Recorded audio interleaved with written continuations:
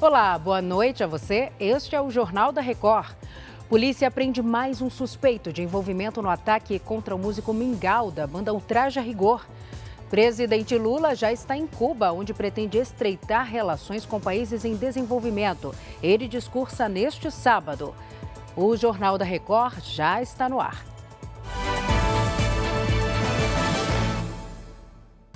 Oferecimento Consórcio Bradesco. Conquiste sua casa nova sem juros e sem entrada. A polícia do Rio de Janeiro prendeu, nesta sexta-feira, o segundo suspeito de envolvimento na tentativa de homicídio contra o baixista da banda Ultraje a Rigor, Rinaldo Oliveira Amaral, o Mingau. O Leonardo Aque traz as informações para a gente. Léo, boa noite para você. Isso mesmo, Salsi, boa noite para você, boa noite a todos. Olha, o suspeito foi preso em Paraty, a mesma cidade onde aconteceu o crime. Ray Limeira Belchior, de 19 anos, estava com uma pistola e drogas.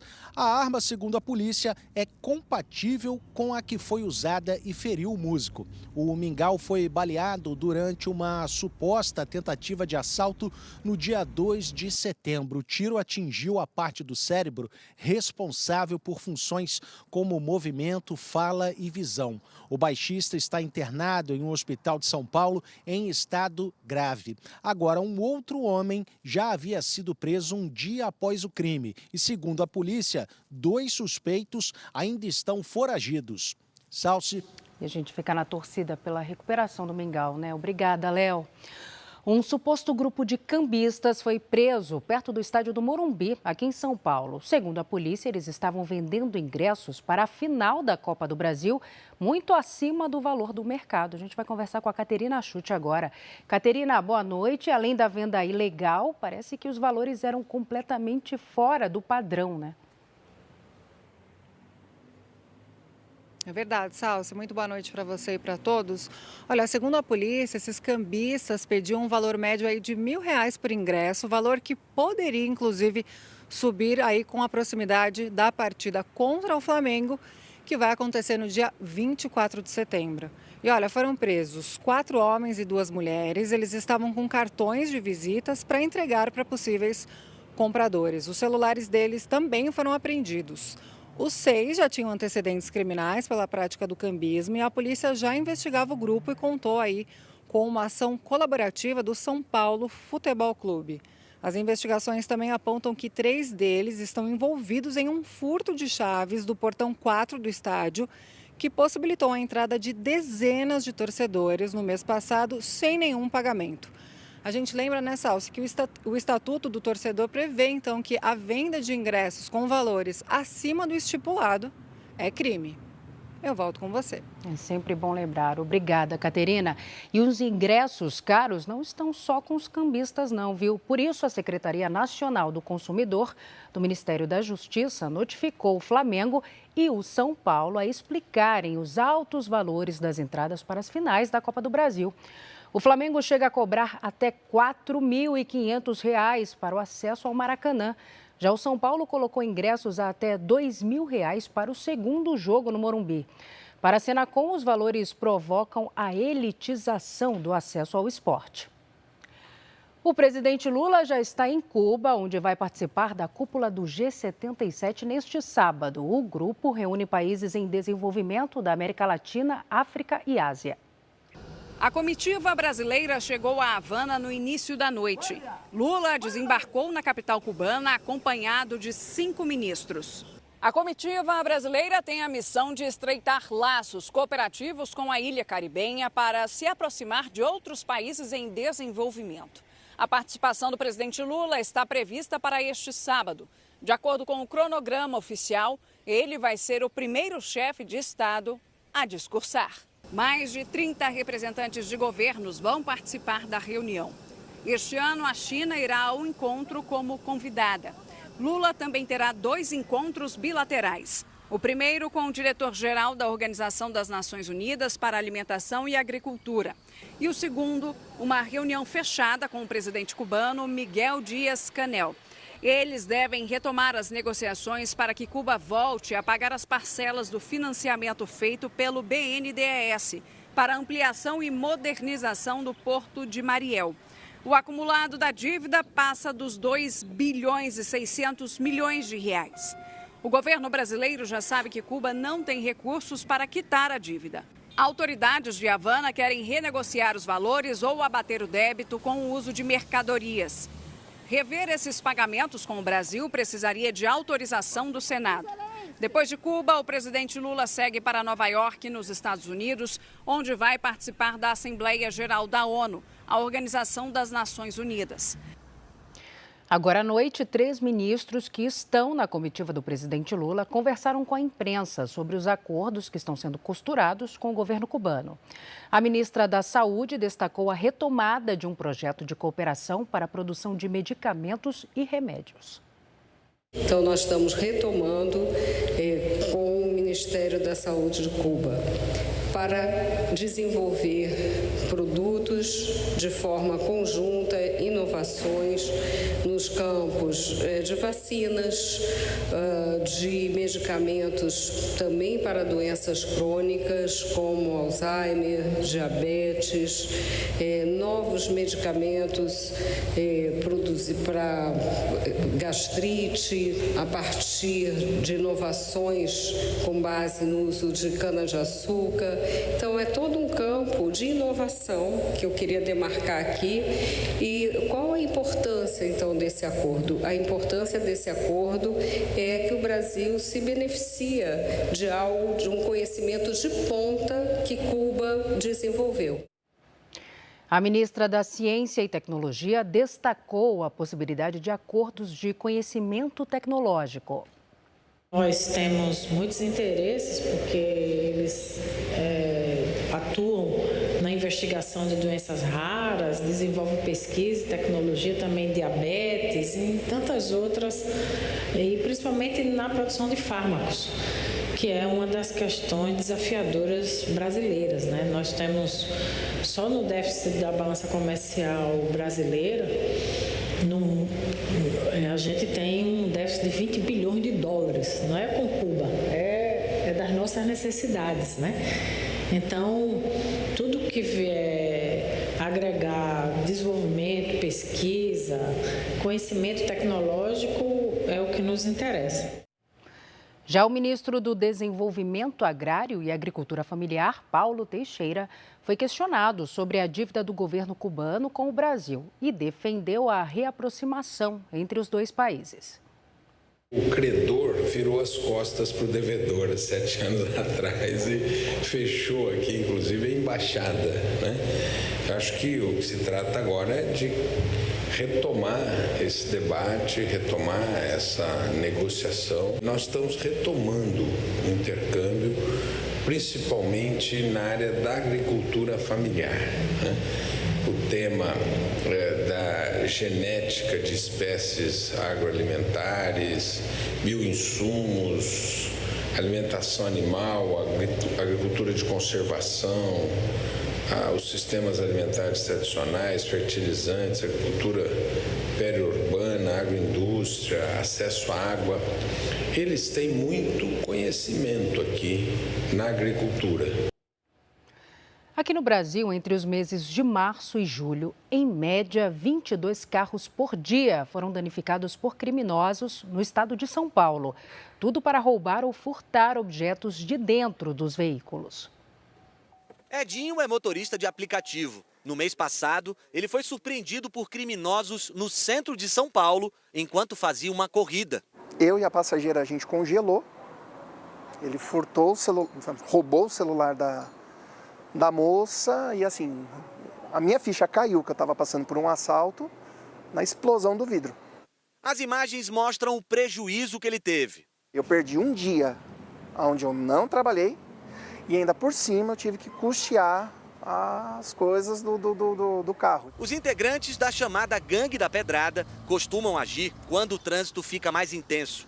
Eles são rápidos, quebram os vidros, pegam os pertences das vítimas e fogem. De acordo com a Secretaria da Segurança Pública, entre março e julho deste ano, em média por dia, 22 veículos foram danificados por criminosos para roubar ou furtar objetos de dentro deles no estado de São Paulo. Em 35% das ocorrências, os assaltantes levaram os celulares das vítimas. Repare no homem de moletom preto na calçada. Ele observa o carro estacionado, joga uma pedra com tanta força que quebra o vidro do passageiro e o do motorista. Em segundos, pega o celular que estava no veículo e foge. Na mesma rua, outro ataque. Depois de quebrar o vidro, o assaltante chega a ficar com metade do corpo dentro do carro. Ele pega o celular e sai correndo. Esta semana, 8 integrantes da Gangue da Pedrada foram presos. Eles estavam num prédio no centro da capital. Quando os policiais chegaram, parte do grupo fazia transações bancárias ilegais com celulares roubados. Conseguem subtrair os valores que tem na conta, repassam via Pix, realizam financiamento de valores e aí depois que a conta foi totalmente devassada, o telefone de celular é descartado. Com suspeitos foram encontrados 11 celulares, computadores e máquinas de cartão. Eles vão responder por associação criminosa, receptação e invasão de dispositivo eletrônico. Preocupados com a violência, muitos motoristas têm reforçado a segurança nos carros. Esta loja de acessórios aqui no centro de São Paulo teve um aumento de 40% nas vendas, principalmente de películas anti-vandalismo. Na média de 3 a 4 carros todos os dias, desmonta os vidros, tira fora, faz a instalação da película anti-vandalismo, e depois remonta novamente tudo de novo nos veículos. O delegado dá dicas de como evitar estes furtos de celulares. A principal recomendação é que o telefone celular não permaneça fixado no painel. Agora vamos para Minas Gerais, porque o metrô de Belo Horizonte inaugurou nesta sexta-feira um sistema que permite o pagamento por aproximação com cartões bancários. Vamos falar com a Virgínia Analon. Virgínia, boa noite para você. E como é que isso está funcionando? Boa noite, Salsa. A cobrança é feita diretamente nos validadores das catracas. Basta os usuários aproximarem os cartões. Podem ser usados os de débito, de crédito ou até carteiras digitais usadas em aparelhos celulares, tablets ou relógios inteligentes. Outra opção é um aplicativo de celular em que o passageiro pode pagar com Pix ou crédito. Ele gera um QR Code que também pode ser lido nos validadores. Para acessar, os usuários podem usar o Wi-Fi disponibilizado nas próprias estações. Os bilhetes antigos serão aceitos ainda até o dia 15 de novembro. Salce. Obrigada, Virgínia. A plataforma de transporte Uber disse que vai recorrer da decisão da Justiça do Trabalho de São Paulo, que condenou a empresa a pagar multa de R$1 bilhão por não registrar os motoristas como funcionários. A sentença divide opiniões entre entidades do setor e motoristas. Ao volante de cada carro de aplicativo, não um parceiro, mas sim um empregado da empresa. Foi o que decidiu a 4ª Vara da Justiça do Trabalho em São Paulo, ao determinar que a Uber deverá assinar a carteira profissional de todos os motoristas. Quando se cadastrou na plataforma, o Paulo esperava ter uma rotina flexível, mas não foi assim na prática. O motorista se vê obrigado a trabalhar uma quantidade de horas infinitas para conseguir pagar ou o aluguel do carro ou para manter o próprio automóvel que possui. Ele formou com outros motoristas uma associação que levou uma denúncia ao Ministério Público do Trabalho sobre as más condições no dia a dia dos profissionais. Foi o ponto de partida para a ação civil pública que teve a sentença contra a Uber. Calcula-se que em 2021, no último trimestre, foram 30 bilhões de reais em que houve o faturamento da empresa. Então, são números que mostram que há necessidade de uma proteção maior, porque os trabalhadores estão realmente desprotegidos. Além de ter que registrar os motoristas como funcionários, a empresa também foi condenada a pagar uma indenização de danos morais de R$1 bilhão por não ter formalizado as relações de trabalho. O dinheiro vai ser dividido entre o Fundo de Amparo ao Trabalhador e associações que representam os motoristas de aplicativos. Em nota, a Uber afirma que o Tribunal Superior do Trabalho já determinou em julgamentos unânimes que não existe vínculo de emprego entre a empresa e os parceiros.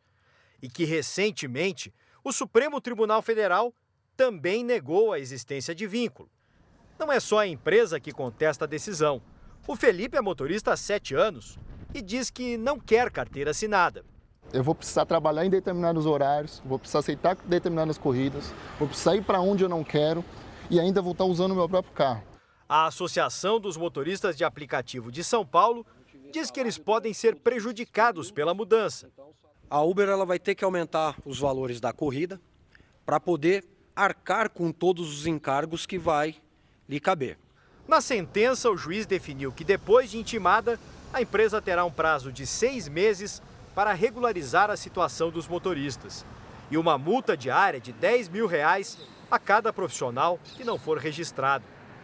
Mas a Uber já informou que vai recorrer da decisão. Agora a gente fala do preço médio da gasolina, que em todo o país teve a terceira semana de queda nos postos. É o que revela o levantamento da Agência Nacional do Petróleo, divulgado nesta sexta-feira. Vamos ver aqui no nosso telão. O litro do combustível passou de R$ 5,86 para R$ 5,84, uma queda de 0,34%. Já o diesel SDS teve o 7º aumento consecutivo nos postos, cotado a R$ 6,20 o litro. Mais de 200 cidadãos brasileiros foram condenados à prisão perpétua no exterior entre 2018 e 2022, de acordo com o relatório do Ministério das Relações Exteriores. Quem traz os detalhes para a gente é a correspondente Ana Paula Gomes. Segundo o documento, 76 pessoas desse total não têm possibilidade de liberdade condicional ou antecipada por causa da gravidade dos crimes que cometeram. Segundo o Itamaraty, o narcotráfico ou posse de drogas foi o crime que levou à prisão de mais brasileiros em 2022. Ao todo, foram 1.076, pouco mais de 39% do total. Portugal foi o país que mais prendeu brasileiros por esse tipo de crime no ano passado. Na sequência, aparecem Espanha, França, Paraguai e Japão. De Lisboa, Ana Paula Gomes. De volta ao Brasil, subiu para 48 o número de mortes no Rio Grande do Sul. Mortes provocadas pelas intensas chuvas que atingem o estado há 11 dias. Os nossos repórteres embarcaram no helicóptero que participa da força-tarefa que procura por desaparecidos. Na capital gaúcha, casas foram destruídas e 101 pessoas estão desabrigadas. O decreto de situação de emergência vai facilitar a contratação de serviços para amenizar os estragos. No Vale do Taquari, a busca por 9 desaparecidos na região continua, com o auxílio de helicópteros de Santa Catarina e Paraná. 7 aeronaves das Forças Armadas que estão auxiliando nos trabalhos de buscas aos desaparecidos. A área dificulta, é uma área muito grande, 180 quilômetros de extensão. E como tem locais ainda alagados e difícil acesso por terra, somente a chegada pelo ar pode ajudar nesse momento. Nelcindo ficou quase 8 horas no telhado de casa até ser resgatado. Não tem problema, não precisa ter medo. Aí ele passou o cinturão, né? Daí a gente foi, né? Estamos agora sobrevoando a cidade de Mussum, uma das mais atingidas pela tempestade e onde há o maior número de desaparecidos. A base da força-tarefa fica em Lajeado, a 115 quilômetros de Porto Alegre. Já tivemos efetivos aqui em torno de 1.300 militares capacitados nesse tipo de operação, que possuem as técnicas, táticas e procedimentos adequados para atuar em ajuda humanitária. Já são 11 dias de operação de resgate. Do alto, é possível ver o trabalho em Santa Teresa, na Serra Gaúcha. Jaqueline Medianeira Fagundes está desaparecida no município. O companheiro dela, Rogério Godofredo de Oliveira, foi encontrado morto às margens do rio Taquari. Um sonar é utilizado nas buscas dentro do rio. Um equipamento de última geração que viabiliza que a gente vislumbre tudo que tem na parte inferior, na parte inferior do rio. Isso viabiliza que a gente possa ter uma atuação muito mais precisa e cirúrgica. Com o tempo firme, é possível avançar com os trabalhos de busca. Apesar da trégua no fim de semana, a previsão é que a chuva retorne ao estado na segunda-feira. E olha essa história, um eletricista que prestava serviço para o Supremo Tribunal Federal foi preso por tráfico de drogas. Segundo as investigações, ele usava o horário de almoço para vender cocaína e maconha no estacionamento do STF, em Brasília. O tráfico acontecia durante o dia, no centro do poder da capital federal. Segundo a Polícia Civil, estas imagens mostram o momento em que o suspeito retira uma porção de cocaína do bolso da calça e entra no carro branco. Em seguida, surge um comprador, que aparece de boné. O autor realmente ele foi muito ousado em vender drogas ali, né, no centro do poder do país. Ele se aproveitou aí da pouca fiscalização, da sua própria rotina, né, e também de saber que é um local de muita movimentação. O responsável pela venda das drogas tem 36 anos e foi preso em Águas Lindas, cidade do entorno do Distrito Federal. As investigações começaram em julho, após uma denúncia anônima. Segundo a polícia, o suspeito se aproveitava do horário de almoço para vender as porções de maconha e cocaína que ficavam escondidas no carro. Cena que se repetia nos estacionamentos do Supremo Tribunal Federal, do Congresso Nacional e do Tribunal de Contas da União. O delegado explica que os compradores eram pessoas de alto poder aquisitivo, que transitam livremente pelas sedes dos poderes em Brasília. Eram servidores mesmo desses órgãos, né, usuários de drogas que acabam trabalhando aí nesses órgãos, seja como terceirizados, seja como concursados públicos. O Supremo Tribunal Federal afirmou em nota que a Polícia Judicial poderá atuar se for necessário. O suspeito foi autuado por tráfico de drogas e deverá passar por audiência de custódia neste sábado. O nome dele não foi divulgado. O Partido Solidariedade expulsou o advogado de um dos réus condenados no Supremo Tribunal Federal pela invasão às sedes dos três poderes. Os excessos dos advogados ao longo do julgamento foram criticados por integrantes do tribunal. O caso mais polêmico foi o do advogado de Tiago Matar, condenado a 14 anos de prisão. Ao defender o cliente na tribuna do Supremo, Heri Katwinkel fez duras críticas aos ministros e cometeu uma gafe ao fazer uma citação literária envolvendo o pensador Nicolau Maquiavel, autor do livro O Príncipe, obra escrita em 1513. Esse julgamento está sendo político a fim de criminar mais alguém, a fim de um objetivo do qual nós não conseguimos entender. Porque parece que estão sendo usados como, diz o Pequeno Príncipe, os fins justificam os meios e podemos passar por cima de todos. Maquiavel, os fins justificam os meios. A frase usada pelo advogado não faz parte do livro Príncipe, nem de O Pequeno Príncipe, o que fez o ministro Alexandre de Moraes rebater o advogado. É muito triste.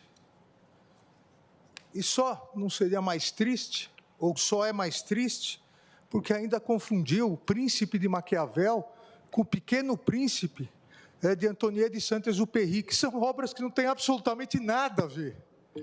Mas, obviamente, quem não leu nenhuma nem outra, vai no Google e, às vezes, dá algum problema. É o problema do mundo das redes sociais. A postura do advogado levou o Solidariedade, partido ao qual ele era afiliado, a decidir pela expulsão de Heri. A sigla afirma também que vai pedir ao Conselho de Ética da Ordem dos Advogados do Brasil que o profissional seja investigado.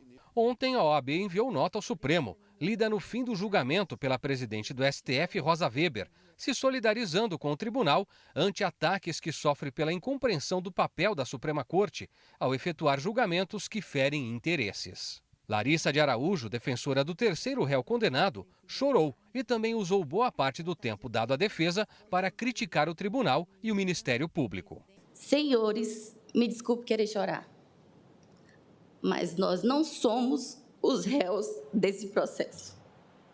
Somos só advogados. Não fui eu que cometi o crime, se é que é um crime. Não fui eu. Eu sou advogada, eu estudei e eu estou aqui para isso, para defender o meu cliente. Na quarta-feira, a postura do advogado Sebastião Coelho da Silva também causou desconforto no julgamento. Ele chegou a dizer que os ministros do Supremo são as pessoas mais odiadas do Brasil. Desembargador aposentado, Sebastião passou a ser investigado pelo Conselho Nacional de Justiça por suspeita de incitação aos atos antidemocráticos, depois de falas e postagens com ataques às instituições. Reservadamente, alguns ministros avaliaram que, embora o espaço seja assegurado ao defensor, a tribuna da corte foi usada para tudo, inclusive objetivos políticos e agressões.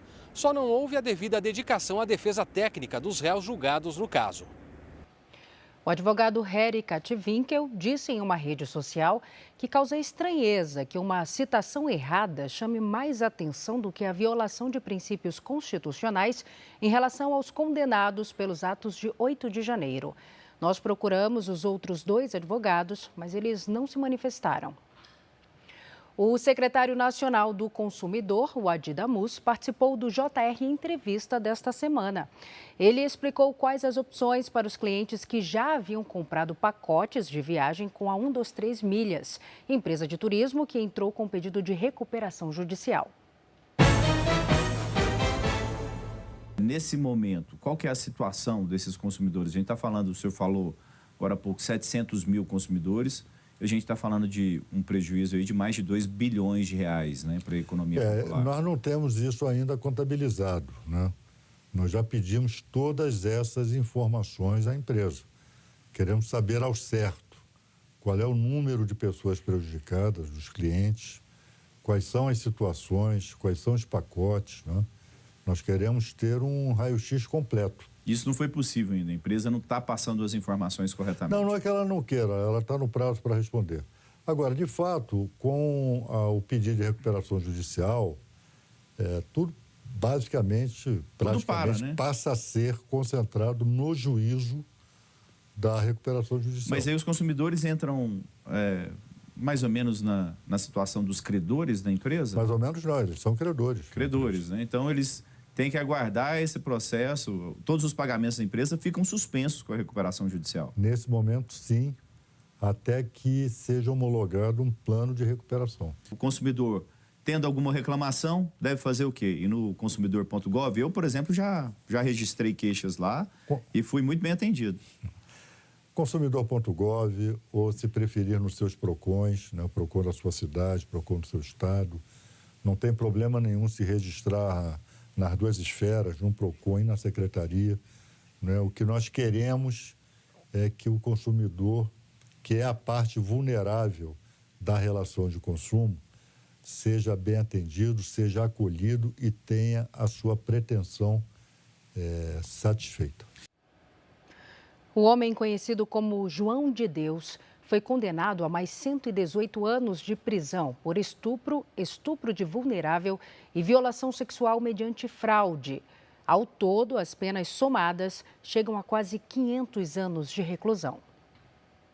Dessa vez, João Teixeira de Faria, o João de Deus, foi condenado em 4 ações que ainda tramitavam na Justiça. Segundo o Tribunal de Justiça de Goiás, todas as 17 ações penais que tinham João de Deus como réu foram julgadas em primeira instância. As condenações chegam a 489 anos de prisão, além do pagamento de indenizações de até R$100 mil para cada uma das vítimas. A defesa de João de Deus disse que ainda não foi informada sobre as novas sentenças, mas que vai recorrer. O escândalo veio à tona em 2018, quando mulheres denunciaram que tinham sido abusadas dentro da casa Dom Inácio de Loyola, em Abadiânia, Goiás. Das 66 possíveis vítimas reconhecidas pelo Ministério Público, João de Deus foi condenado por crimes contra 56 delas. Para outras 120 mulheres, o crime já tinha prescrito. O nosso trabalho fez com que aquelas vítimas que ainda não confiavam que a justiça poderia ser feita, mesmo diante de um homem tão poderoso, nos procurassem. E, ao final, nós tivemos mais de 300 relatos de vítimas que nos procuraram. João de Deus ficou quase 1 ano e 4 meses na cadeia, mas desde setembro de 2021, cumpre pena em prisão domiciliar. O caso de João de Deus é um recado de que, embora a nossa lei, e aqui um ponto que eu critico, é falha ao permitir que um indivíduo com tantos anos de condenação possa cumprir essa condenação em regime domiciliar, ela dá sim uma resposta para a sociedade de que a lei existe e a lei é aplicada. Com falta de motoristas para táxis e caminhões, o Japão pretende aprovar uma lei que vai facilitar a entrada de estrangeiros que queiram trabalhar no setor. De lá, a correspondente Silvia Kikuchi explica os detalhes para a gente. Oi, Silvia, boa tarde. Olá, Salsi. Muito boa noite a todos. O Japão perdeu 1/3 do total de motoristas de táxis nos últimos 10 anos. Com o envelhecimento da população, a idade média dos taxistas por aqui é de 58 anos. São cerca de 200 mil motoristas trabalhando atualmente, um número insuficiente para atender a população e os turistas, que aumentaram muito com o fim das restrições da pandemia. Enquanto isso, iniciativas privadas lutam pela liberação do transporte por aplicativos, que ainda é muito restrito no Japão. Os estrangeiros que forem vir para trabalhar na área precisam ainda vencer a barreira do idioma e costumes locais, além de passar por um teste de habilitação especial que é muito mais difícil do que o aplicado para conseguir a carteira de motorista comum. Salsi. Obrigada, Silvia, pelas informações. E um policial do estado americano de Massachusetts foi arrastado durante uma abordagem. Uma câmera na viatura registrou o momento em que o motorista arranca o carro. Um dos policiais tenta se agarrar na porta do veículo, mas acaba caindo. O homem, identificado como Derek Lobo, teria se desesperado quando os agentes encontraram uma quantidade de fentanil, uma droga semelhante à morfina. O motorista foi preso e vai responder por agressão e tráfico de drogas. E o México extraditou nesta sexta-feira para os Estados Unidos um dos filhos do narcotraficante Joaquim El Chapo Guzmán. A informação foi confirmada pelo Departamento de Justiça americano. Ovidio Guzmán estava preso no México desde janeiro deste ano. Na época, a prisão dele desencadeou uma reação violenta por parte de integrantes de um cartel de drogas. Nos Estados Unidos, ele vai enfrentar acusações de conspiração para importar e distribuir drogas. E este foi o Jornal da Record. Ouça essa e as outras edições dos boletins JR 24 horas, agora também nas plataformas de áudio. Outras informações no Fala Brasil, edição de sábado, às 7h30 da manhã. E você fica agora com Fala Que Eu Te Escuto. Record, 70 anos, tem a sua cara. Boa noite, cuide-se. Tchau.